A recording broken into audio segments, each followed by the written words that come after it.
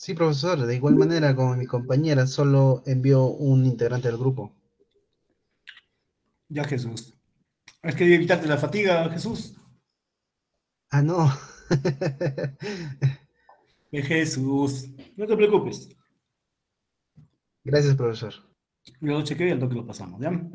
Muy bien, más bien, Jesús, te vas a hacer el punto hoy día. Ya me vas a avisar, por favor, si puedes visualizar la PPT en tu pantalla, ¿ya? Ok, profesor.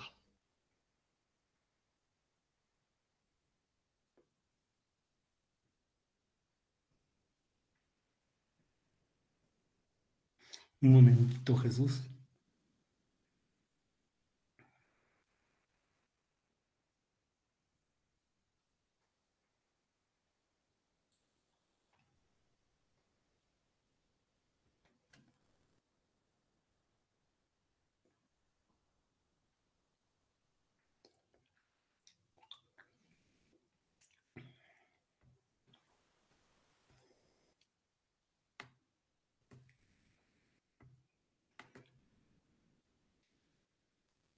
¿Se puede ver la PPT, mi estimado?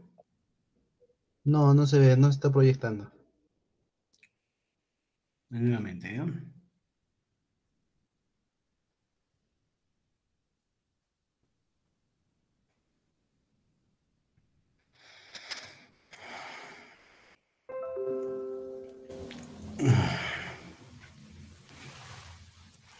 Ahora sí, mi estimado. Sí, profesor, ahora sí. Gracias, mi estimado Jesús.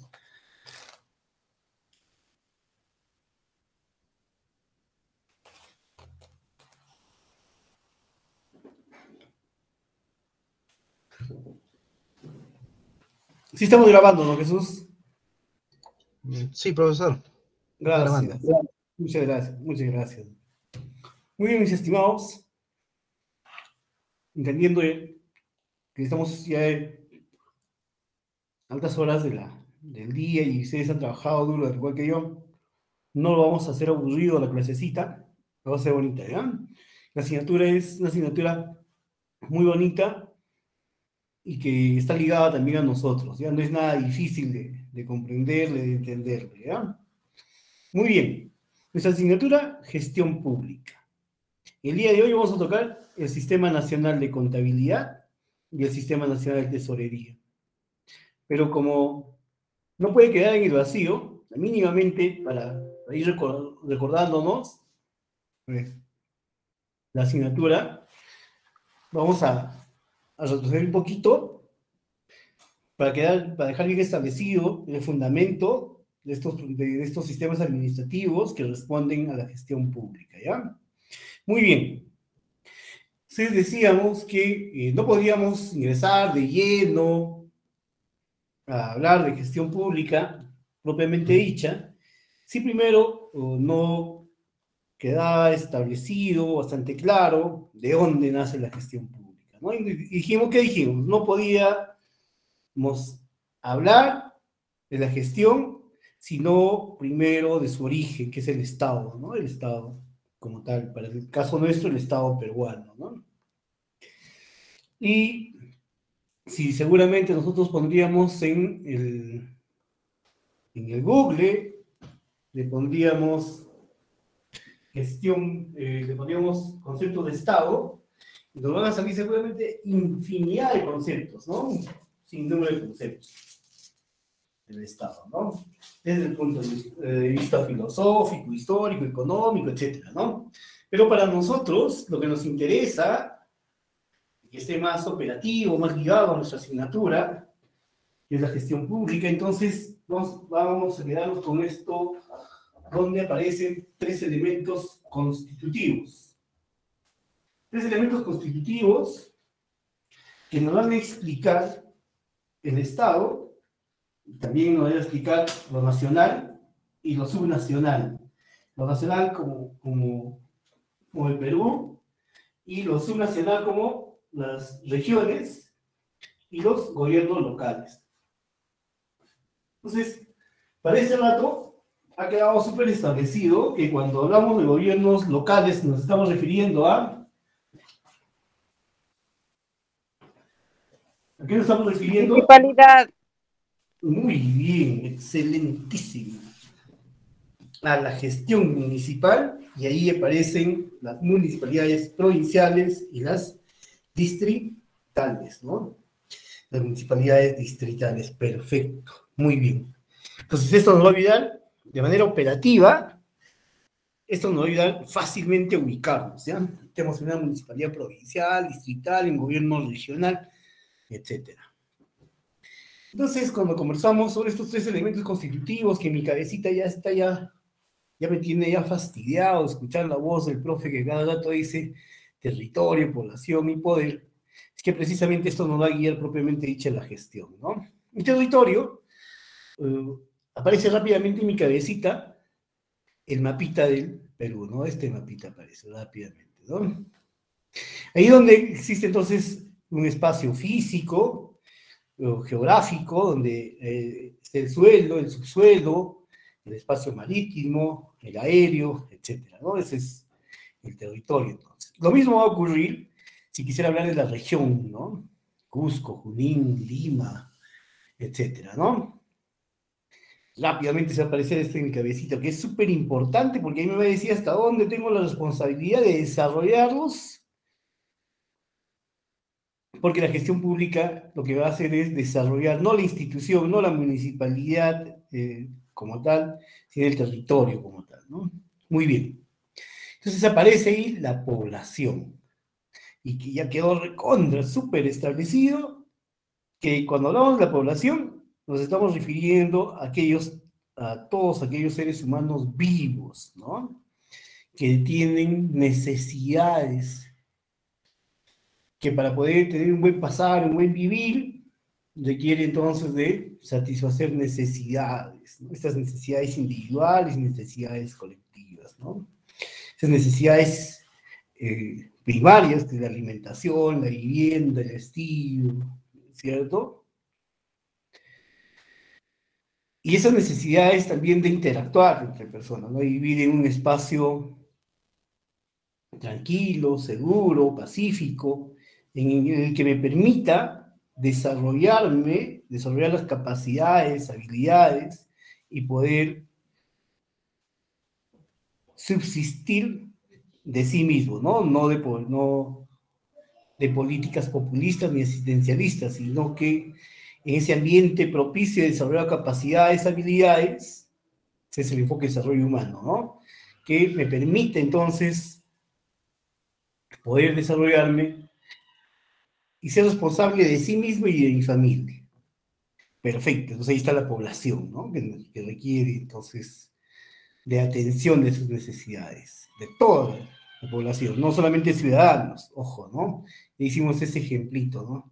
Es verdad que la población del Estado peruano está constituido por ciudadanos, ¿no? Entonces ya quedamos eso clarito, clarito que es todos los seres humanos vivos, perfecto. Muy bien, entonces para alcanzar el bienestar social, para alcanzar calidad de vida, entonces hay una organización, una estructura, y ahí aparecen los poderes, ¿no? El poder ejecutivo, el poder legislativo, el poder judicial, y entonces el poder ejecutivo y el poder legislativo, que son poderes muy importantes, y que según las características del Estado peruano, somos un Estado democrático, y entonces ahí los partidos políticos y movimientos políticos, que es un conjunto de personas, es un conjunto de individuos, de ciudadanos, que seguramente muy sensibles con el pasar del prójimo, preocupados de la educación, preocupados de la salud, preocupados de la vivienda, preocupados del empleo, etc., ellos se organizan y plantean un plan de gobierno que involucra políticas públicas, ¿no? Entonces, su propósito del movimiento político, el partido político, es alcanzar precisamente el poder. ¿Para qué? Para ejercer autoridad para que implemente políticas públicas que mejoren, ¿qué? La calidad de vida de la población. ¿Es cierto? ¿Dónde? En el territorio peruano. Y lo mismo ocurre para el gobierno local, para el gobierno regional, ¿no? Para los gobiernos subnacionales. Entonces, este grupo de personas que han alcanzado el poder,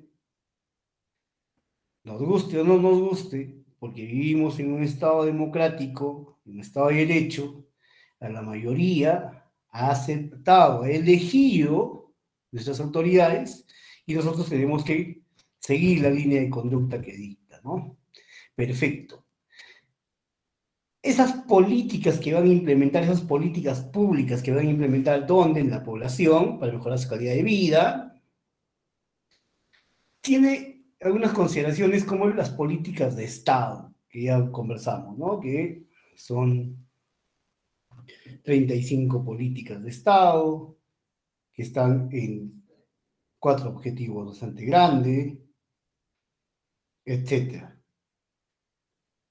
Y que también estas están articuladas a políticas internacionales como los Objetivos de Desarrollo Sostenible y otras políticas sectoriales. Perfecto.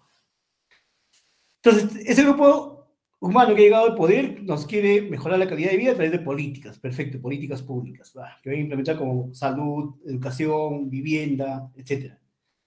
Ya. Pero esas políticas pueden quedar en el tintero, ¿no? Como en blanco y negro, ¿no? Escrito en papel. Pero ¿cómo así vamos a impulsar entonces que esto sea objetivo y se pueda hacer real a través de la gestión pública, ¿no? Y la gestión pública nos va a decir cómo vamos a hacerla, ¿no? Y ahí hay todo un proceso, ¿no? La gestión pública que inicia entonces con este enfoque burocrático que impera Max Weber, ¿no? Es decir, Max Weber, rápido me recuerdo, ¿no? Y donde adoran los administradores, los abogados a Max Weber porque mencionan que la administración de lo público es todo está previamente establecido, o sea, todo está por escrito y tiene jerarquías. Perfecto, entonces. Pasa al post burocrático, se va dando una mirada a la persona y así pasamos a la nueva gestión pública en la que ahí ingresan algunos elementos fuertes de la administración del privado, buscando la eficiencia y la eficacia, y finalmente estamos en la gestión por resultados, ¿no? Perfecto, es el modelo de gestión, perfecto. Entonces, para que esto se pueda materializar, ingresa un elemento importante, ¿no? La administración pública.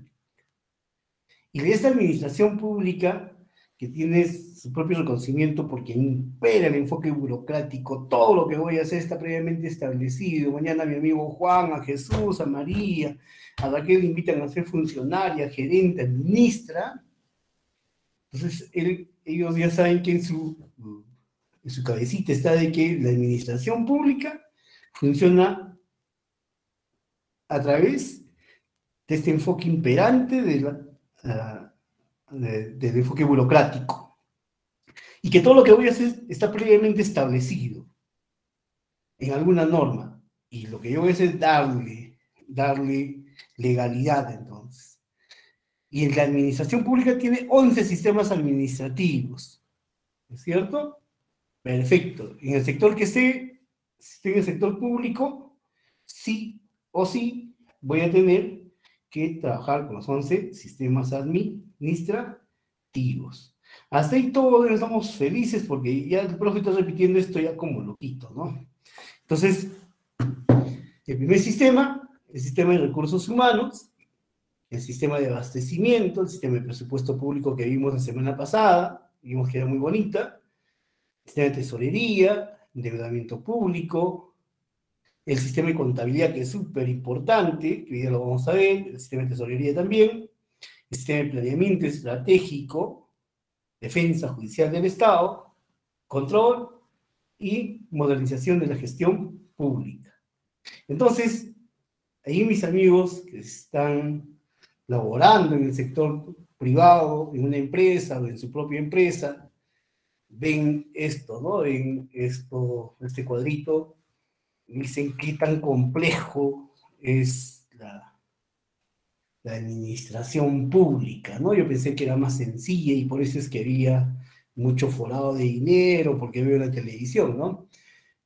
Porque en el privado es mucho más flexible la administración, ¿no? Pretende entonces objetivizar ganancias, ¿no? Y aquí en el público también es el valor público y su estructura es rígida, ¿no? Sí o sí debemos de cumplirlo, porque si no puedo tener sanciones desde administrativas, civiles, penales, etcétera, ¿no? Muy bien. Entonces, ellos dicen, qué complejo, ¿y por qué es así de complejo, ¿no? ¿Por qué tenemos una administración compleja, una administración pública compleja? Y la explicación está aquí, ¿no? Que está en la anomia social la explicación, ¿no? Entonces uno observa al interior del país y fuera del país y dices, y decimos, ¿cómo es que así existen sociedades más desarrolladas, mucho más ordenadas, con mayor tranquilidad, que te gustaría trasladarte a vivir ahí, ¿no? Al interior de nuestro propio país? Y esto ocurre porque tantos ciudadanos, la población, como los que ejercen el poder, los funcionarios, los servidores, practican valores, ¿no? El ciudadano cumple las normas, cumple las disposiciones de los gobiernos locales, ¿no? De los gobiernos nacionales, cumplen con la ley. Y de igual forma, el funcionario trabaja con mucho ánimo porque quiere ver que cada día mejor a su población, quiere ver más presentable a su ciudad y tiene prácticas más honestas, ¿no? Van de la mano a la población, entonces con el poder ahí, en ese ejercicio de valores al interior de ese territorio para que su estado sea un estado de buen pasar, de buen vivir para la gente, ¿no? Entonces, lo contrario ocurre con la anomia social, que es cuando no se practican valores, es el antivalor. Así como hay el valor de la honestidad, la honradez, etcétera, el, el mal funcionario es deshonesto, ¿no? No es honrado, no es solidario, ¿no? Y de igual forma ocurre con el ciudadano, con el empresario, ¿no? Que se colude con el funcionario para defraudar al Estado, para generar contratos indebidos, sobrevaluados, etcétera, ¿no? Entonces, ahí entonces la explicación de por qué tenemos una administración pública compleja, porque lo que dice la modernización del Estado, el diagnóstico de la modernización del Estado, es que el ciudadano se encuentra, considera encontrarse de espaldas, ¿no? Al funcionario público, desconfía del funcionario público, que sus tributos, sus impuestos son mal gastados en pequeñas obras que no son necesarias, no son prioritarias, aparte de ello son sobrevaluadas, hay mucho acto anómico, ahí existe altas acciones de cohecho. ¿Y por qué hace este funcionario? Ya dice este funcionario porque desea ascender, emerger de estatus social, de estatus económico, pero con actos indebidos, defraudando al Estado, defraudando el poco recurso, ¿no? de, de la población, y con perjuicio directo al individuo, ¿no? Y ese perjuicio indirecto es más sentido por los que menos tienen, los más desvalidos, por la población vulnerable, ¿no? Bien, entonces aquí la explicación, y entonces nos queda la reflexión de que es cierto que existen sociedades al interior de nuestro país, fuera de nuestro país, que se desarrollan uno más que el otro, pero es que hay una confluencia de valores, de los ciudadanos y de los funcionarios. Perfecto, muy bien. Hasta ahí entonces todo nos quedó súper claro. Y entonces la administración pública, que tiene estos 11 sistemas administrativos, la hemos llevado ya el sistema de presupuesto público la semana pasada, ¿no? Hasta aquí todos felices y de ahí para adelante vamos a ver entonces el sistema de contabilidad, el Sistema Nacional de Contabilidad. Perfecto, muy bien. Entonces, ¿qué dijimos, mis estimados? Que impera el enfoque burocrático, en lo que todo previamente esté establecido. Y para el caso del Sistema Nacional de Contabilidad, que es la 1438, que es la 1438,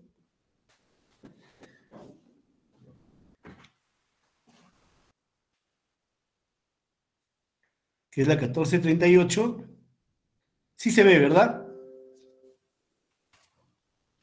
Sí, profesor, sí se ve. Gracias. Sí, Sí, profesor. Gracias. Es el decreto legislativo, la 1438,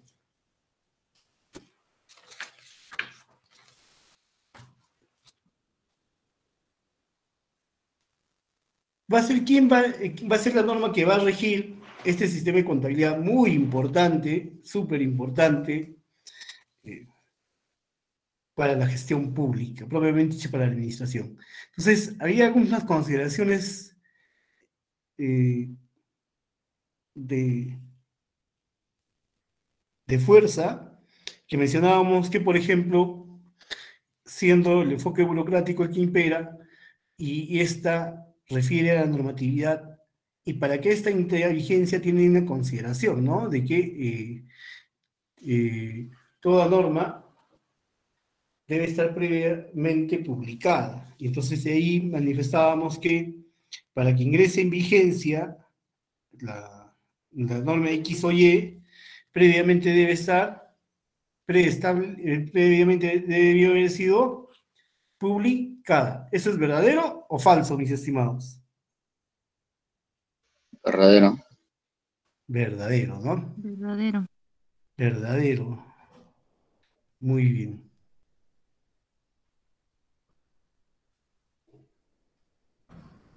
Ya.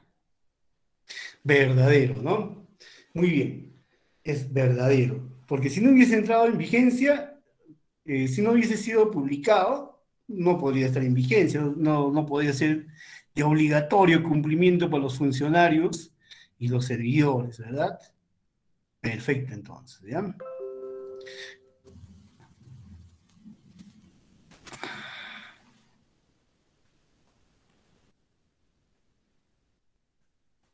Entonces, el decreto legislativo, la 1438, fue publicado en el Diario El Peruano el día domingo 16 de septiembre del 2018. Esta norma, muy importante para la administración pública, fue emitida, fue en el gobierno del presidente Martín Alberto Vizcarra Cornejo, y esta norma tiene 35 artículos, 135, y nosotros llevando este espacio, lo que vamos a hacer es ver un extracto, la parte más importante, la parte más esencial del decreto legislativo, que entraba a vigencia entonces el día 17, habiendo sido publicado el día 16. Bien, y si vemos la diapositiva, nosotros diríamos, ¿y qué hace aquí el decreto legislativo, la 1436? ¿No es cierto? Sí, nosotros estábamos tratando el Sistema Nacional de Contabilidad, y el Sistema Nacional de Contabilidad es llevada más bien por el decreto legislativo, la 1438, y no por el decreto legislativo,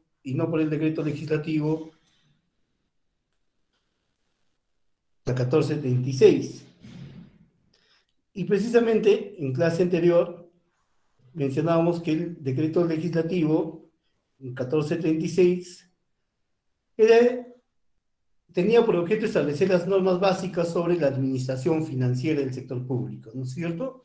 Y entonces, cuando estamos refiriéndonos a la administración pública del sistema financiero, entonces refiere al encuentro obligatorio de otros sistemas, de 7 sistemas, de los 11, 7, ¿no? Que tiene que ver con el sistema financiero. Entonces aparece el Sistema Nacional de Presupuesto Público, el Sistema Nacional de Tesorería, el Sistema Nacional de Endeudamiento, el Sistema Nacional de Contabilidad, el Sistema Nacional de Abastecimiento y el Sistema Nacional de Programación Multianual y Gestión de Inversiones, conocido también como el Invierte P, ¿no es cierto? Lo que antes era el SNIP, se recuerdan, ¿verdad?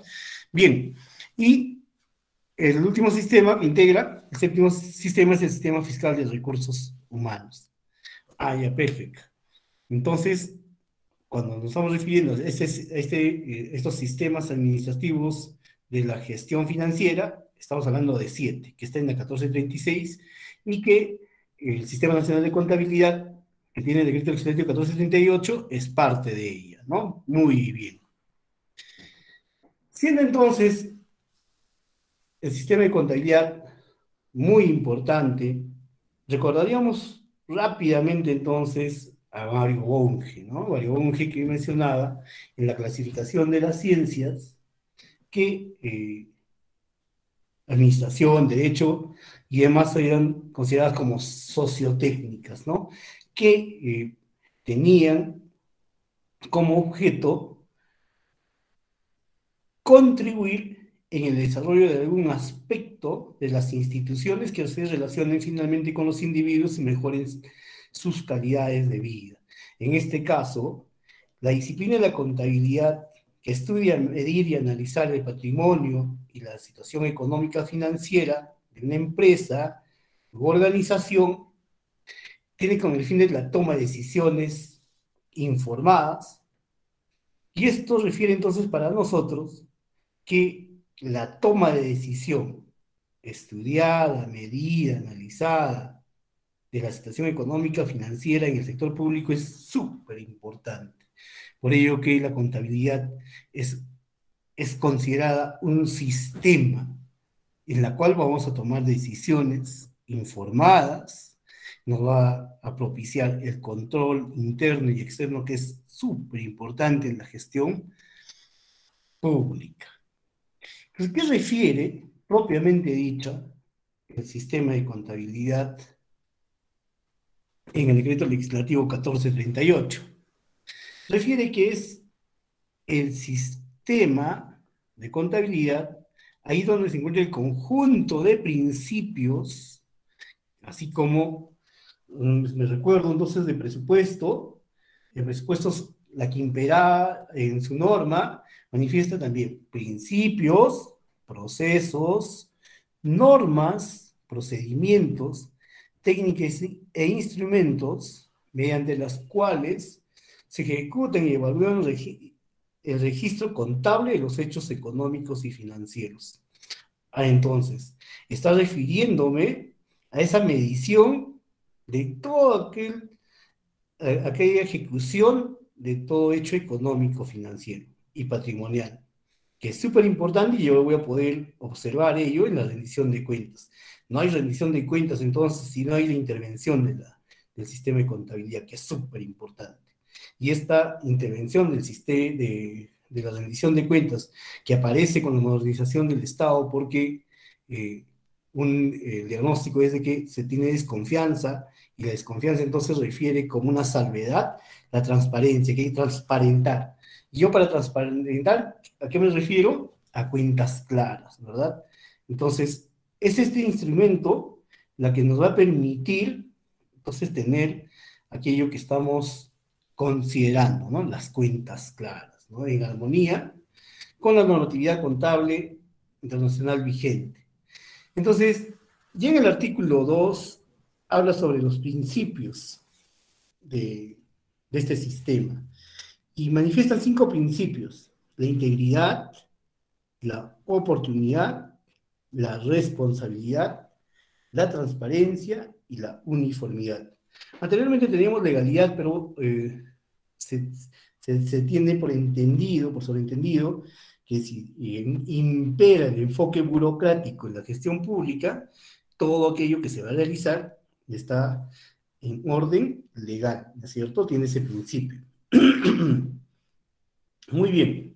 Entonces, ¿En qué consistirá el principio de integridad, entonces? Y lo que refiere es entonces qué consiste en el registro contable de los hechos económicos y financieros realizados de forma integral y sistemática. Caray. De acuerdo con su naturaleza y considerando la normatividad vigente.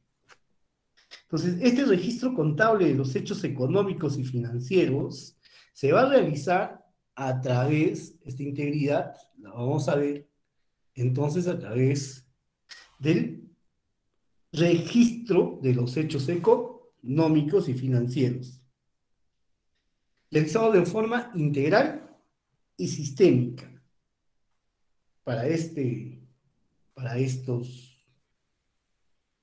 sistemas que hemos visto en la 1436. Entonces es de obligatorio cumplimiento, obligatorio tratamiento, entonces el CIAF. ¿Y qué era el CIAF? ¿Se recuerdan, mis estimados? ¿Qué era el CIAF, mis estimados?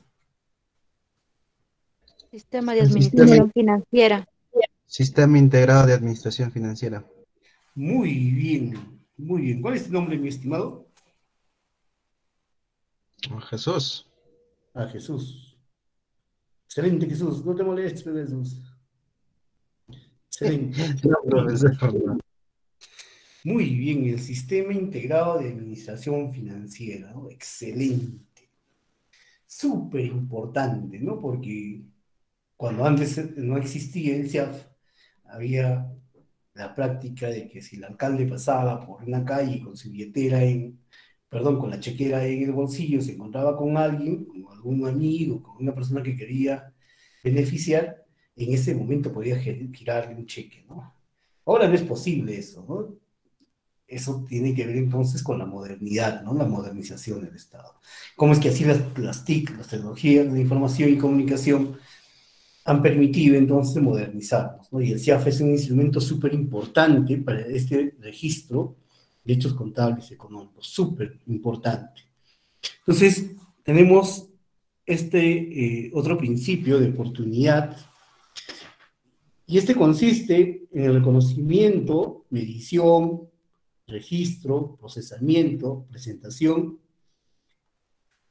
de la información contable efectuado en el momento y circunstancia de vida, en el orden a la que concurre. Entonces, cuán importante es que en una entidad, para poder tener el debido registro, cuenta mucho el momento en que se registre, ¿no? La oportunidad. Y esto refiere a tener una estructura entre las instituciones, una estructura que permita ello. Si yo voy a una municipalidad provincial, voy a encontrar que hay una gerencia, hay una unidad, hay un director, hay un contador, hay. Pero esa realidad es en las provincias, ¿no? Y en algunos distritos considerables, ¿no? Pero de ahí del otro lado hay la moneda, en que no en la que el contador va de vez en cuando a la entidad, ¿no? Y no está bajo un régimen laboral 276, ¿no? Porque no hay recurso para pagarle. Es más, ahí le pagan aparte por el estado financiero, ¿no es cierto? Por arqueos de caja, etcétera, aparte se le paga, ¿no? Son montos pequeños.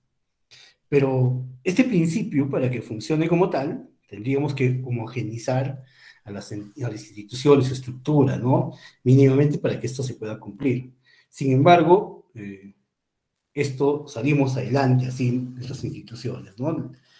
Muy bien. La responsabilidad consiste en que la autoridad administrativa, los funcionarios y los servidores de la entidad del sector público deben promover las oficinas de contabilidad, con las que hagan sus veces de información de hechos naturales económicos que indiquen o puedan incidir en la situación financiera y en los resultados de operaciones de la entidad, lo que nos refiere entonces que esta responsabilidad de tener debidamente registrados los hechos económicos financieros refiere entonces a un acto importante que hablábamos todas las clases en el tema este del valor, ¿no? De los valores. ¿Qué ocurre si, a pesar de que el contador, con mucha predisposición de hacer muy bien el trabajo, de llevar debidamente los hechos económicos y financieros, pero no cuenta pues con el apoyo del resto de funcionarios? No proporcionan información, no dan esta debida información de manera ordenada, de manera tal que se pueda ser entendida, sistematizada. Entonces, esta responsabilidad es muy importante, y lo vamos a ver más adelante porque esta norma contempla algunas sanciones, ¿no? Algunas faltas. Considera las faltas, ¿no? Bien. Luego pasamos entonces a la transparencia, aquí a este principio de la transparencia. Esta consiste en que el documento fuente sea físico electrónico, que sustente la naturaleza y registro contable, garantice la adecuada transparencia en la ejecución de los recursos y permita asegurar el seguimiento de las fuentes, productos a los servicios generales. En fácil, en sencillo, para entendernos. Cuando los funcionarios públicos salen a realizar alguna actividad institucional fuera de su institución, viajan y les otorgan un viático y tienen que rendir cuentas, y estos amigos, a tanto fastidio del contador, etcétera, empiezan a buscar sus boletas, ¿no? Empiezan a buscar sus boletas, empiezan a adulterarlas y ellas, ¿no? Es una muy mala práctica de cómo los documentos fuentes, comúnmente esto en físico, anteriormente ahora los electrónicos, se realizaba para sustentar el gasto, ¿no? Y que esto no debe ser de ninguna forma ni adulterar ni a destiempo, ¿no? Sino que todo lo contrario, debe ser con la debida cabalidad de la verdad y en el tiempo oportuno, ¿no? Pero que esto finalmente, para comprobar, demostrar la transparencia, debe de estar en físico o en electrónico, pero debidamente sustentada, ¿no? de aquel hecho económico, ¿no? Y eso es clásico, lo que es ese ejemplo, ¿no? Al 17 que le costó el desayuno, al 1 lo convierten en 4, ¿no? Y aparece 47. Un acto indebido, ¿no? Porque al futuro puede haber ahí un seguimiento y se enteran de que ese no es el costo, ¿no? Y así, por ejemplo, han terminado en procesos administrativos y demás los propios funcionarios, ¿no? Y eso está muy mal. Muy bien, entonces terminamos de los principios con la uniformidad, y consiste en el reconocimiento, medición y presentación de los hechos económicos homogéneos, propiciando la que esta pueda ser comprobada de la información contable. Entonces, todos los hechos económicos, financieros, que van a ser reconocidos, deben ser posibles de su medición de manera homogénea, de manera oportuna, y esto entonces refiere a tener un trabajo prolijo, ¿no?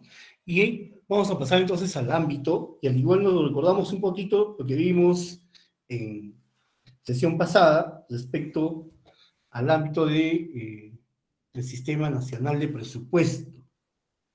Y que este ámbito yo lo voy a ubicar en el decreto legislativo, la 1438, en el artículo 3, y que señala que para efectos del decreto legislativo, el ámbito refiere entonces al sector público financiero y al no financiero. Y el no financiero refiere a las entidades, ¿no? Las entidades públicas, como el Poder Ejecutivo, el Poder Legislativo, el Poder Judicial, el Ministerio Público, el Jurado Nacional de Elecciones, los organismos constitucionalmente autónomos. ¿Se recuerdan la primera sesión, verdad? Lo de el Consejo Nacional de la Magistratura, la Defensoría del Pueblo, el Tribunal Constitucional, la Contraloría General de la República, la Superintendencia de Banca y Seguro, la Administración Privada de los Fondos y Pensiones, las universidades públicas y de cajón en el tema territorial, los gobiernos regionales y los gobiernos locales, así como los órganos públicos de los niveles de gobierno, ¿no? Recuerden que hablamos sobre las empresas públicas, las no financieras de los gobiernos locales y regionales, y así como otros organismos no financieros que aparecen como la caja de pensiones militares, y el seguro social, salud, y los administradores de fondos públicos, ¿no? Y en el sector financiero vemos que aparece el Banco Central de Reserva del Perú, las empresas públicas financieras y otras formas organizativas, ¿no? Como las empresas del gobierno nacionales, regionales, del gobierno nacional, del gobierno regional y del gobierno local, ¿no? Muy bien, entonces vamos a pasar al tema de la finalidad nacional que tiene este sistema, ¿no? En el sentido que ya habíamos visto que era un conjunto de normas, procedimientos, etcétera, y que tiene como finalidad regular la elaboración de los estados financieros de las entidades, ¿no? Súper importante. Es un instrumento que nos permite entonces conocer dónde, cómo, cuándo, de dónde se consiguió el recurso, dónde se gastó, quién se pagó, a quiénes se pagaron, etcétera, ¿no es cierto? Y regular la elaboración de los estados financieros de todas las entidades y que nos permita conducirnos de manera tal que el gasto público, que el recurso público esté debidamente garantizado. Y para ello, ese propio régimen, el decreto legislativo, la 1438, menciona algunas obligaciones. ¿Y de quién habla sus obligaciones? Habla precisamente de las obligaciones del titular de la entidad. Y el titular de la entidad del sector público refiere a los directores generales de la administración o los directores contables, etcétera, o a quienes hagan sus veces. Y para ello menciona que obligaciones importantísimas, como por ejemplo, cumplir y hacer cumplir las disposiciones establecidas en los decretos legislativos. Todo funcionario, entonces, como ya me recordaba en mi cabecita, todo funcionario va a cumplir la legislación que refiere a su sector. Otro, presentar la rendición de cuentas de la entidad en el momento debido, ¿no es cierto?, que se desempeñe. Otro, suscribir y rendir la información requerida para la elaboración de la cuenta general de la República, súper importante, ¿no es cierto?, así como elaboro estado financiero a nivel de mi unidad, y que esto va a servir de mucho, y voy a elaborar también la rendición de cuentas, que es súper importante, igual va a servir a este instrumento de la cuenta general de la República. Vamos a ver que también tiene como obligación disponer las acciones preventivas y correctivas que las situaciones ameriten, ¿no? Ahí están las directivas, pues. Cuando nos cae un examen especial del OSI, del orden de control interno, de Contraloría, ¿y tú qué has hecho? He generado mi directiva de, por ejemplo, rendición de caja chica, rendición de tal y de cual, ¿no es cierto? He generado mis directivas en coordinación con tesorería, etcétera, ¿no? Muy bien. Otro, informar en un plazo no mayor de 10 días, calendarios siguientes a la publicación del diario del peruano, las rendiciones de cuentas, ¿no? Súper importante. Informar el estado situacional de las entidades y empresas adscritas y se encuentren estas en el debido proceso de liquidación o disolución. Esto se da muy raramente, ¿no? En función a la naturaleza de la institución. Y 7, que es muy importante, conservar la documentación física o electrónica que sustente las transacciones ejecutadas por tiempo no menor a 10 años. Lo que ocurre es que en la vida real es que cuando ya se están cambiando las gestiones, resulta que de manera perversa, inadecuada, con falta de ética, algunos malos funcionarios lo que terminan realizando es que se llevan alguna documentación física y esto considerando perjudicar a la gestión entrante, ¿no? Y sobre todo, hay un enorme resguardo de los CPs, ¿no? Que están en contabilidad, y hay en contabilidad, perdón, en tesorería, que hay mucha información contable ahí, ¿no? Y ahí podemos encontrar entonces los comprobantes de pago de las acciones, de estos hechos económicos financieros que realiza la entidad. Muy bien, pero también tenemos una obligación súper importante que refiere a la rendición de cuentas del ejercicio fiscal, ¿no es cierto? Y esto podemos observar en las entidades con las municipalidades que con ello inician pues, los procesos de presupuesto participativo, ¿no? Pero inician haciendo la rendición de cuentas, ¿no? Cuán importante entonces es la labor de este sistema, es súper importante.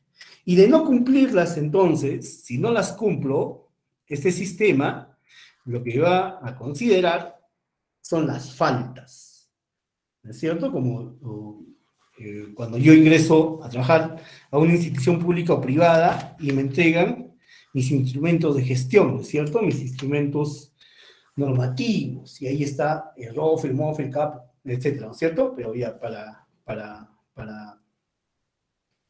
este caso, público-privado nos entregan el Reglamento Interno de Trabajo, ¿no?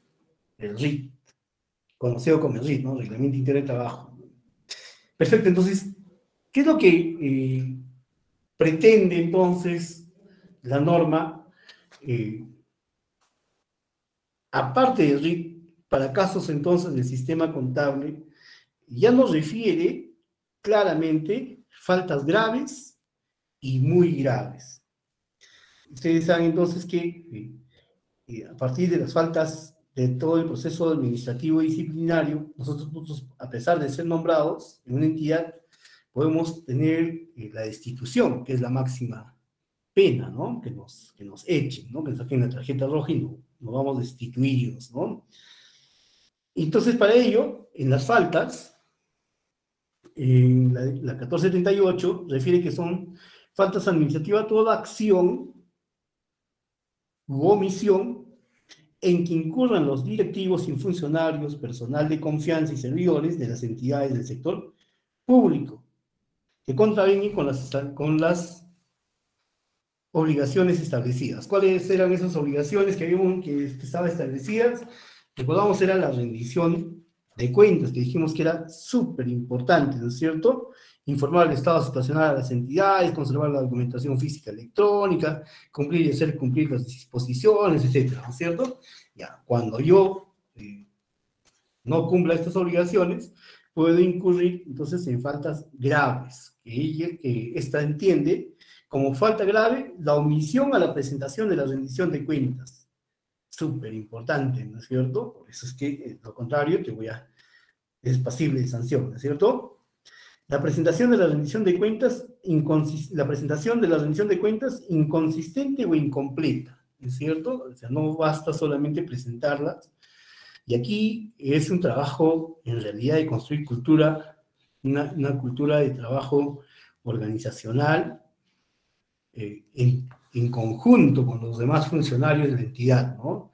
En la vida real, el pobre contador está que fastidia al gerente municipal para que obligue, exija que debidamente se lleve las consideraciones para realizar debidamente, adecuadamente, la presentación de la rendición de cuentas, ¿no? Bien, pues es que hay responsabilidades compartidas, ¿eh? Y está considerada como falta grave la ausencia o no conservación de la documentación física o electrónica, súper importante, ¿no? Que sustente las transacciones efectuadas por tiempo no menor a 10 años, ¿no? Lo que ocurre en la vida real es que, como decíamos, hay funcionarios que no tienen la debida actuación y consideran llevarse documentación, ¿no? Pero es lo que ustedes mencionaban hace un momento, el CIAF, ahí es un instrumento muy importante, ¿no? El Sistema Integrado de Administración Financiera, porque no se van a poder llevar la información ni borrar la información registrada en el CIAF, ¿no es cierto? Esto rápidamente se va a la nube, así se lleven la computadora, dañen la memoria, se lleven el CPU como tal, no, esa información registrada en el CIAF tiene respaldo, ¿no? Sin embargo, está mencionada que la ausencia o no conservación de la documentación física o electrónica que sustente la transacción ejecutada en tiempo no menor de 10 años está considerada como falta grave.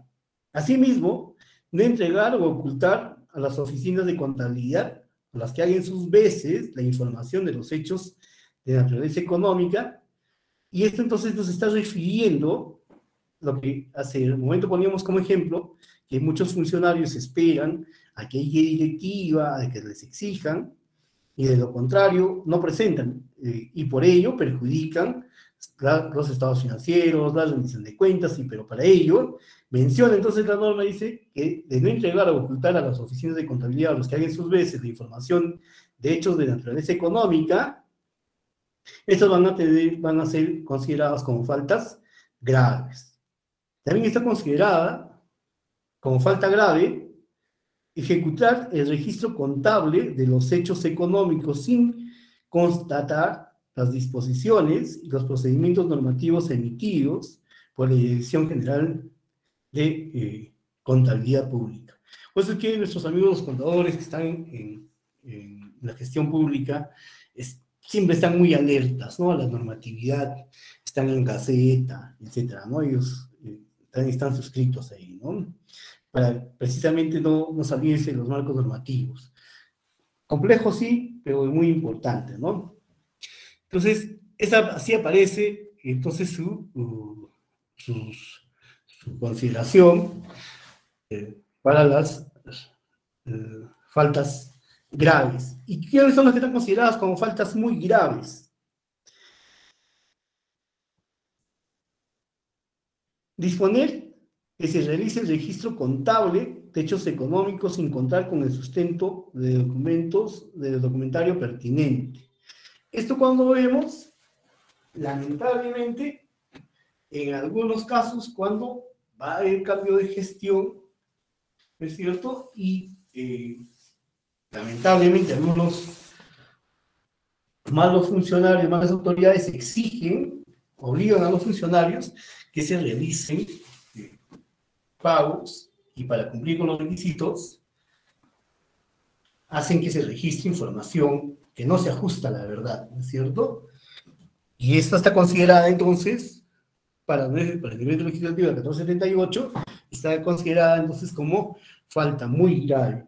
Así también, presentar para el registro contable documentos falsos o adulterados, tratando de probar un derecho o obligación o hecho. Eso hemos visto en las obras, ¿no? Lo que mucha falsificación de cartas fianzas inexistentes, inadecuadas, inapropiadas, ¿no es cierto?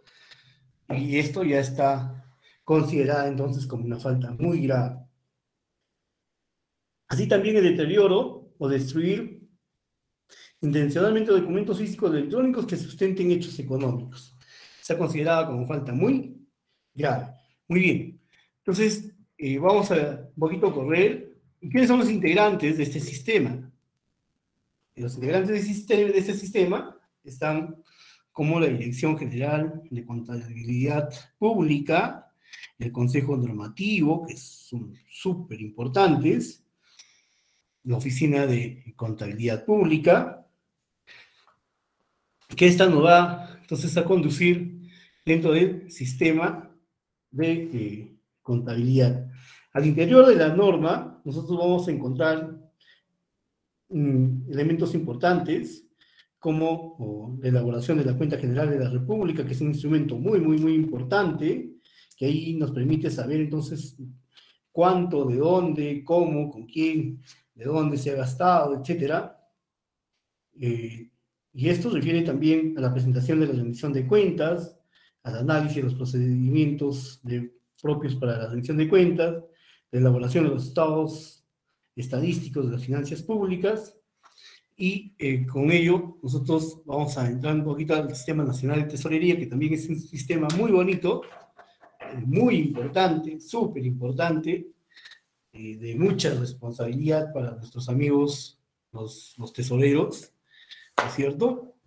Que también, como para todos los sistemas, y en especial este sistema, piensa mucho en la elaboración de documentos, porque no todas las entidades son iguales, eso debe quedar bastante claro, ¿no es cierto?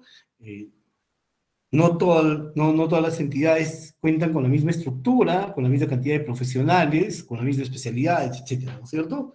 Muy bien.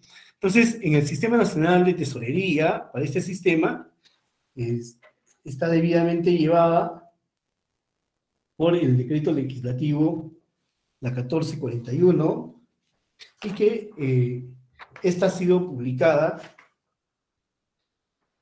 el 16 de septiembre del 2018 también, ¿no? Muy bien. Sí.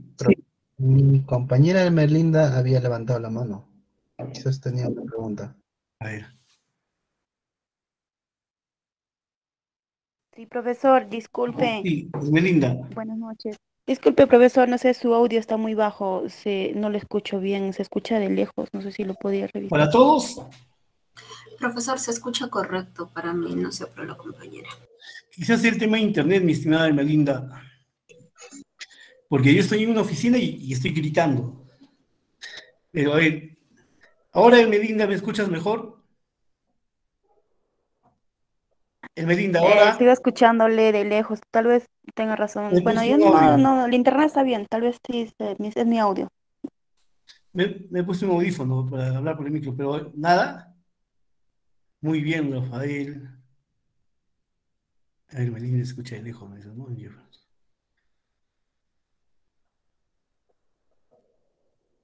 Gracias. No es de todos, no es de todos. Algunos sí escuchan bien, mi estimada Melinda. Pues no me he dado cuenta oportunamente. Bueno, aprovechamos a tomar una agüita. Bien. Por favor, si me podría confirmar si se ve la PPT, por favor. Sí, profesor. Sí, profesor. Gracias, muy amable. Profesor, continúe. Gracias. Sí está cambiando, ¿verdad? Sí, profesor, sí. Gracias. Bien. Al igual que los demás sistemas, para el Sistema Nacional de Tesorería, la norma que va a guiar el sistema como tal es el Decreto Legislativo 1441. Entonces yo me pongo en el zapato de una amiga que le hayan invitado a ser tesorera, porque comúnmente ahí son tesoreras, ¿no? Por los valores, ¿no? Y eso está muy bien, ¿no? De vos ya, tesorera. ¿Es suficiente con esta norma? No. Tiene un conjunto de normas, reglamentos, etcétera, que hay que tener a la mano, ¿no? Y tener a la mano siempre apoyo, porque no todas las instituciones son iguales. Cuando estamos en una entidad provincial, tenemos las especialidades, ¿no? Todos tenemos especialistas. Cuando la entidad es pequeña, por ejemplo, ¿qué nos dice la norma? Que cuando la entidad haya recaudado, la entidad cuando recaude, tiene 24 horas para hacer el depósito de lo que ha recaudado. Vamos a suponer que la municipalidad de Huasicancha, ¿ya? Que está bastante lejos de una agencia del Banco de la Nación, porque todo lo que tiene que depositar, va a tener que depositar al Banco de la Nación. Entonces, lo que ha recaudado, según la norma, es 24 horas, pero recauda 80 soles al día, 60 soles, hay días que no recauda, y hay días que sí, ¿no es cierto? Entonces, no les propicio entonces cumplir esto, no es posible, ¿no? Porque la realidad le dice otra cosa distinta a la norma. Pero vista la realidad en otras, en otras instituciones, sí es posible, porque recaudan 60.000, 120.000, 80.000, 70.000, 40.000. ¿Y cómo es ese traslado, por ejemplo? La tesorera corre mucho riesgo. Debería tener un seguro especial. Por ejemplo, los hospitales, ¿no? Recaudan y tienen pues para depositar en ese plazo establecido. ¿Qué hacen? Agarran la camioneta, ¿no? La camioneta de la institución, piden por favor, la lleven cuando... Formalmente eso debe hacerse a través de caudales, ¿no? De vehículos que trasladen caudales para evitar. ¿Qué pasa si la roban y no había directiva? ¿Qué pasa si en este amigo del otro lado de Huasicancha se gasta el dinero y nunca lo reporta? Entonces, ahí nuestros amigos, los tesoreros, súper importante estar bien atentos y hacer sus directivas, ¿no? Pasa lo otro también. Ustedes saben que las cartas fianzas es como dinero, pues, ¿no? Y entonces, en los distritos rurales, no siempre se tiene profesionales idóneos, ¿no? Y yo conozco un caso tal cual ha sucedido, es que el tesorero se fue un día jueves a celebrar ahí con sus amigos, y en el lugar que estaba celebrando, este dejó su folder. Y en su folder tenía nada más ni nada menos que una carta fianza.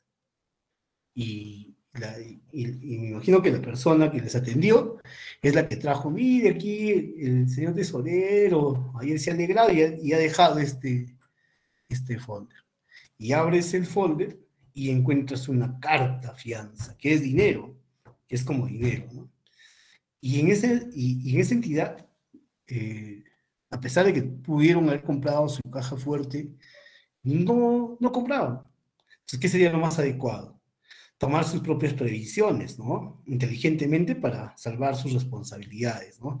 Entonces, que de ahí, y para adelante, se le estableció, oye, caja fuerte, esto es dinero, no sales, si es cierto que tienes poca recaudación, tú, antes de retirarte, reportas todo el 100% y dejas en la caja fuerte el dinero, ¿no? Que sea poco, pero ya. Le pondrás alarmas a las puertas, le pondrás cámaras de seguridad, pero estás accionando frente a tu realidad, ¿no es cierto? ¿Es posible que le pongas caja fuerte? Sí, sí es posible, ¿no es cierto? ¿Es posible que le pongas cámaras de seguridad? Sí, sí es posible que le pongas cámaras de seguridad. Tomes tus previsiones, ¿no? ¿Es posible que pongas alarmas? Sí. ¿Es posible que se instruya a los vigilantes? Sí. Hay entidades en las que no tienen ni para pagar vigilante, ¿no? Porque son 2, 3 nombrados. Un nombrado registrador civil y así, o 2, ¿no? Bien. ¿Qué más ocurre de forma contraria? Es que todo pago debe realizarse, por ejemplo, en la unidad de tesorería. Es cierto que es el que recibe y el que paga. Y esto a veces no se cumple en la vida real, ¿no? Porque hay funcionarios que dicen, no, págame a mí nomás, yo voy a considerar la tasa. Pero eso no es así. En una administración moderna, eso no debe ocurrir. Todo se paga según norma en la unidad, ¿no? Por ejemplo, las fiestas que concurren, la venta de espacios, pasa ahí se le encarga, esa labor del tesorero se le encarga a un policía municipal, le dice, anda, ve y cobra, ¿no? Cuando lo que estipula la norma es, no, todo se paga en la unidad de tesorería, todo el pago es en la unidad de tesorería. Y hay ese fuerte incumplimiento, ¿no? Lo mismo va a ocurrir con el tema de los viáticos, por ejemplo, ¿no? Todo para prever, entonces, todo con norma. O sea, todo genero mis directivas en función a la realidad a la que estoy prestando mis servicios. Es mejor prever con norma, con mi directiva, a no tener nada, con que salvo responsabilidades. ¿no es cierto? Y temas así, que es muy importante, muy bonito, es el trabajo de los amigos de tesorería. Muy bien, entonces, ¿a qué refiere el Sistema Nacional de Tesorería? Como el resto de los sistemas, refiere a este conjunto de principios, procesos, normas, procedimientos, técnicas e instrumentos mediante las cuales se ejecuta la gestión del flujo financiero, que incluye la estructuración del financiamiento del presupuesto público, la gestión de activos financieros, el sector público y no financiero, súper importante. Estos amigos tienen un enorme trabajo, de mucha responsabilidad. Custodian los EPs, ¿no es cierto?, los comprobantes de pago, debiesen de realizar el tesorero sus arqueos de caja, las cajas chicas, por ejemplo, esa caja chica que le entregan para las oficinas, le dan 2.000 soles a Juan. Esos 2.000 soles que le han dado a Juan, las tiene que tener en la entidad. Si no lo tienen recurso, no tienen dinero porque ya lo ha gastado, debe tener efectivamente con sus comprobantes, ¿no es cierto?, físicos o electrónicos, pero que justifique el monto. Nada que no, pues yo me llevé a mi casa y me olvidé, mi esposa agarró pensando que era mío, etc. Nada. O sea, en el arqueo, así fuese caja chica, arqueo mismo de tesorería, etc., todo recurso, siendo en la entidad, tiene que estar en la entidad y todo con su debido respaldo. En este sistema tenemos 5 principios que van a guiar a nuestro sistema. El primero, que refiere a la eficiencia y prudencia. ¿En qué consiste? En el manejo y disposición de los fondos públicos, viabilizando su óptima aplicación y minimizando los costos asociados a su administración. Y de ahí que siempre han dicho, ¿no? ¿Qué pasa si nos llevamos todos nuestros recursos y los metemos al banco y podemos ganar intereses, ¿no? Eso no puede ocurrir, es en el público, ¿no? No puede ocurrir ello. Todo tiene que ser de manera prudente, ¿no? Sujeto a siempre considerando los riesgos, ¿no? Estamos aquí en eficiencia. Vamos a ver el tema de la fungibilidad. Y cuando estamos hablando de la fungibilidad, más en sencillo, siempre nos dicen si podemos realizar cuentas con, aperturar otras cuentas, ¿no?, en otros lugares. La norma dice no, ¿no? Dice, no puedes aperturar con la cuenta que tú consideres. ¿Por qué? Dice, porque la fungibilidad, este principio consiste en el uso de los fondos públicos administrados en la cuenta única del Tesoro Público. Ah, caray. Lo que quiere decir entonces que toda entidad pública tiene su cuenta en el Banco de la Nación.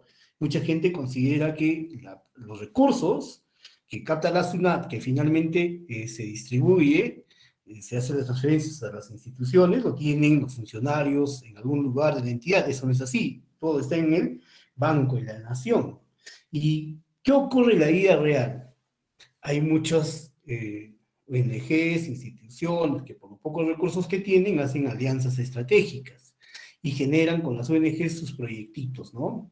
Con el Fondo Perú-Alemán, Italo-Peruano, Perú-Japón y otras entidades financieras de la cooperación técnica y de ayuda humanitaria, de apoyo social, ¿no?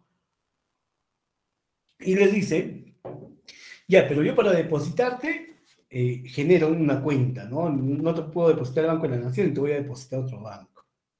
Entonces, sí, ya, va a ser posible siempre y cuando te autorice Tesorería Pública. Si no, todo en el Banco de la Nación, porque todo lo que te estamos otorgando es público y todo debe estar en el CUT. ¿Qué es el CUT? La cuenta única del Tesoro Público, ¿no es cierto? Que es independiente independiente de todas las fuentes, todo debe estar ahí. No importa la fuente de la R, la fuente cero que vimos la clase pasada, nada. Todo debe estar en la cuenta única del Tesoro público. Oportunidad. ¿A qué refiere entonces oportunidad? Consiste en la percepción y acreditación de los fondos públicos en los plazos correspondientes con la finalidad de asegurar su disponibilidad en el plazo y el lugar que se requiere, en fácil, en sencillo, para entender en sencillo. Un proveedor le vende fierros a una entidad. Ya le entregó los fierros, la cantidad, la calidad y todo. Y a todas las oficinas le dieron su conformidad debidamente y todo, y se ha quedado solamente para que le paguen.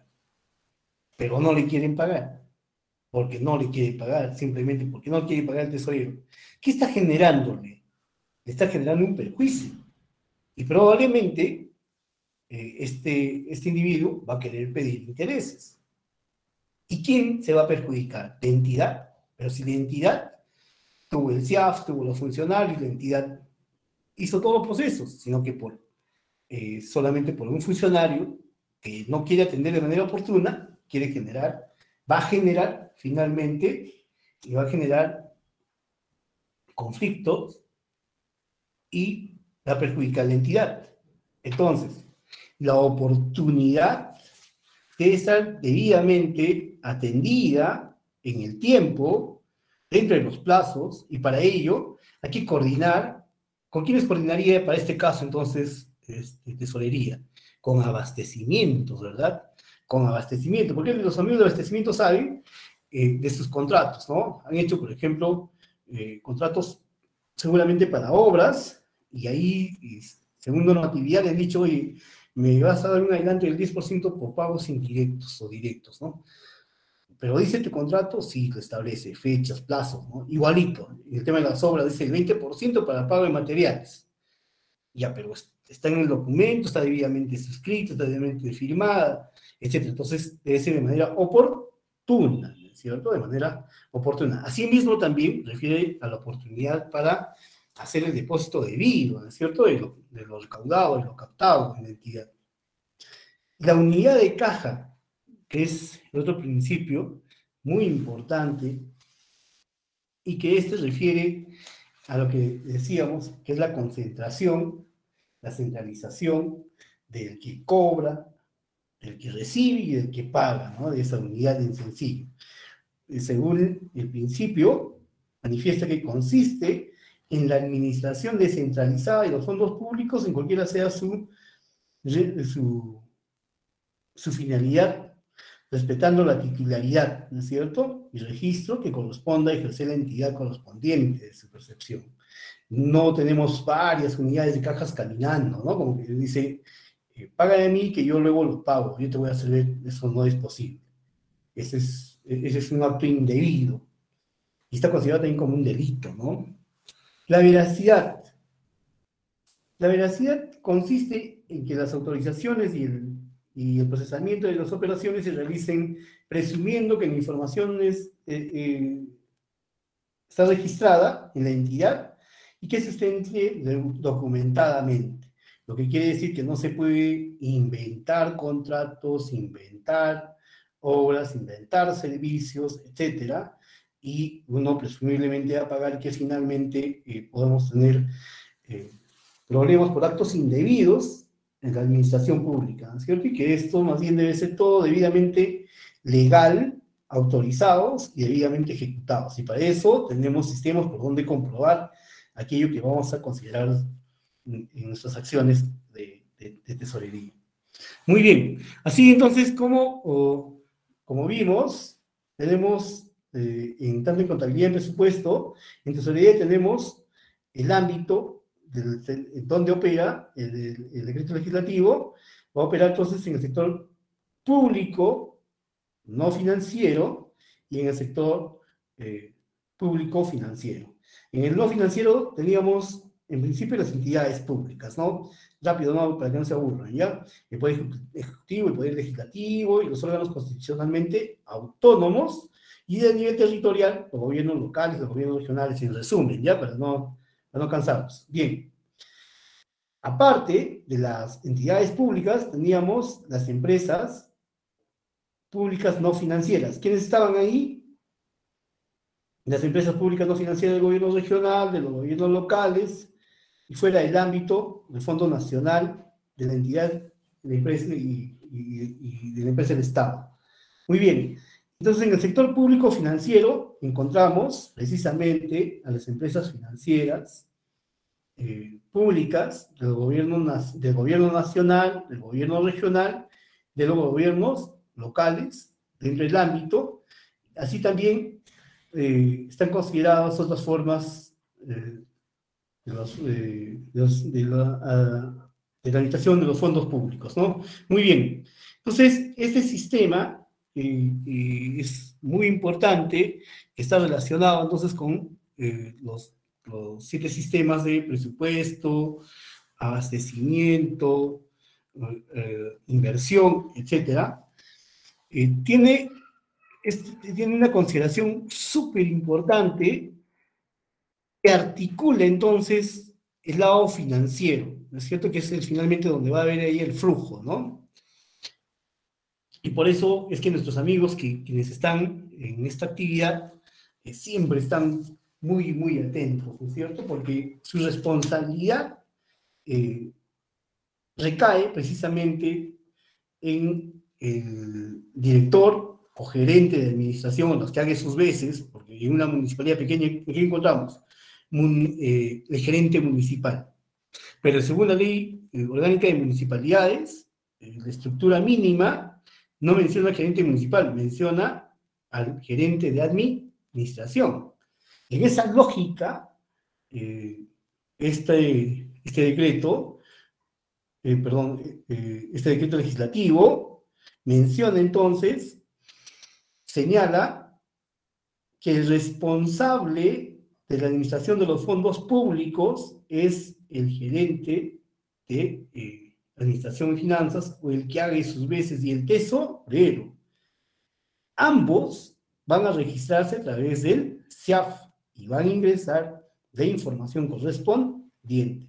Sus funciones de ellos es muy importante, eso que conversamos hace un momentito sobre la cuenta única del Tesoro Público, y ahí entonces mi cabecita está, ya es con el Tesoro Público, Banco de la Nación, ¿no? Ya, perfecto. Y que ahí es lo que va a registrarse sin importarse todas las fuentes, perfecto.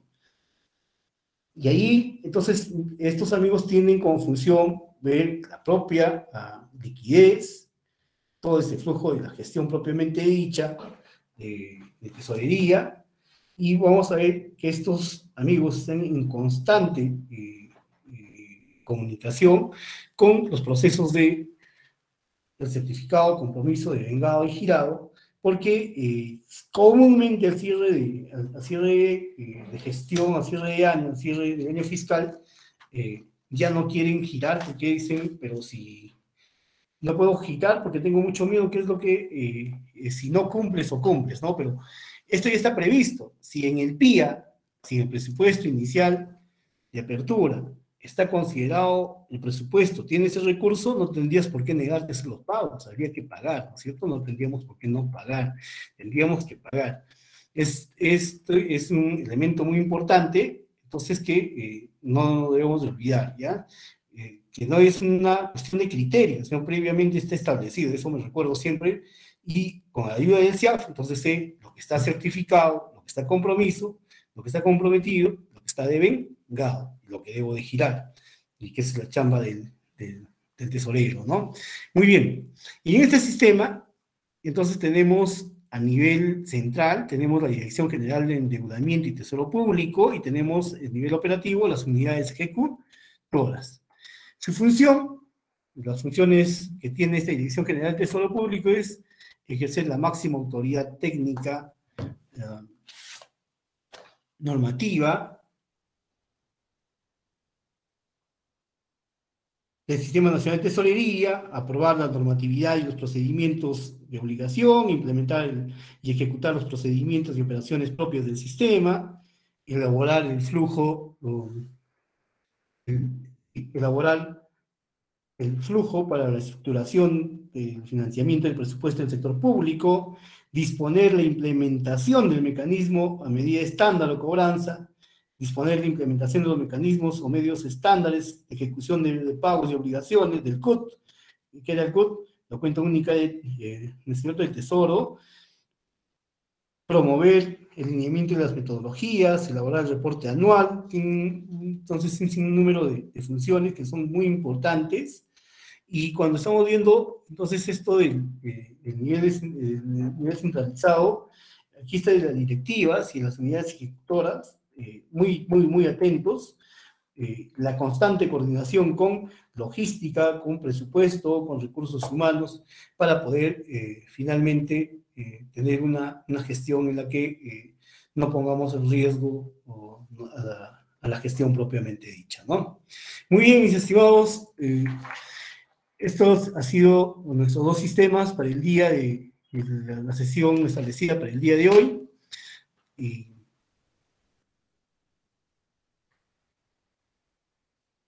sí, no, a ver, Rafael dice, profesor, para el producto número 2 se mantienen los mismos grupos, ¿cierto? Si es que el sistema no les ha generado grupos, lo mantenemos, ¿ya? Y si el sistema les ha generado grupos como la otra sección que tengo, probablemente tendríamos que continuar. Pero si no les han formado grupos, continúen nomás, mis estimados.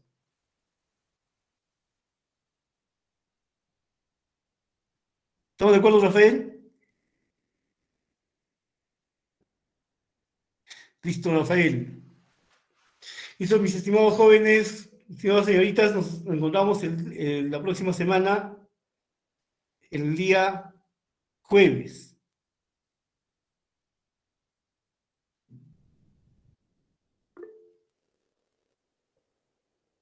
Ya, ya no están colgadas, lo voy a subir. No te preocupes, mi estimado Rafael. Lo voy a colgar, ¿ya? Si están abajo. Los voy a subir a la parte superior de tal forma que sea fácil de encontrarlos, ¿ya? Listo, les agradezco mucho. Gracias, Noemí. Nos vemos. Luisa, Hasta Jesús. luego. Hasta luego, profesor. Hasta luego, profesor. Gracias. Cuídense, chicos. Cuídense, jóvenes. Gracias, profesor. Gracias también. Cuídense. Todo el mundo ha terminado cansado, ¿no?